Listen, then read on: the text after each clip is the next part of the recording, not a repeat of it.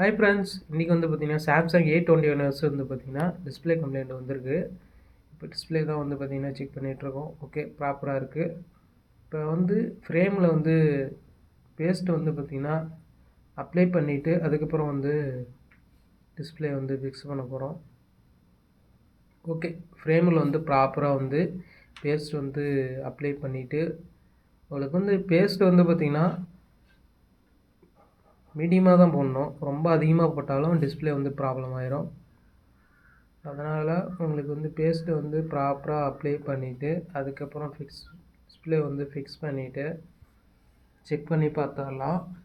Okay, paste apply பண்ணியாச்சு.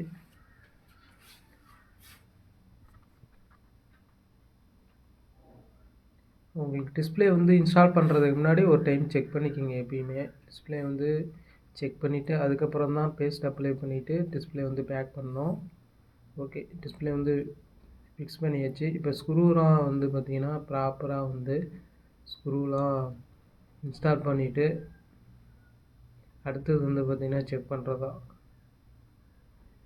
நீங்கள் screw வந்து இன்ஸ்டால் பண்ணுறதுக்கு முன்னாடி டிஸ்பிளேக்கு பேக்கில் வந்து பார்த்திங்கன்னா பபுள்ஸ் கவர் இல்லைன்னா ஏதாவது ஸ்பான்ச் மாதிரி வந்து வச்சுட்டு அதுக்கப்புறம் வந்து நீங்கள் வந்து ஸ்க்ரூலாம் இன்ஸ்டால் பண்ணுங்கள். அப்போ தான் வந்து உங்களுக்கு டிஸ்பிளே வந்து டேமேஜ் ஆகாது.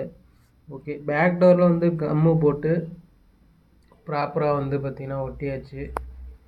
செக் பண்ணி பார்த்தா உங்களுக்கு வந்து ப்ராப்பராக இருக்குது. யாருக்காவது இந்த மாதிரி ஸ்க்ரீன் டேமேஜ் ஆச்சோ இல்லைன்னா கிளாஸ் ப்ராப்ளமோ கிளாஸ் வந்து கிராக்கில் இருந்தால் ஸ்க்ரீனில் தெரிகிற இந்த நம்பருக்கு வந்து கான்டாக்ட் பண்ணுங்கள். பெஸ்ட்டாக பண்ணிக்கலாம். Thank you so much.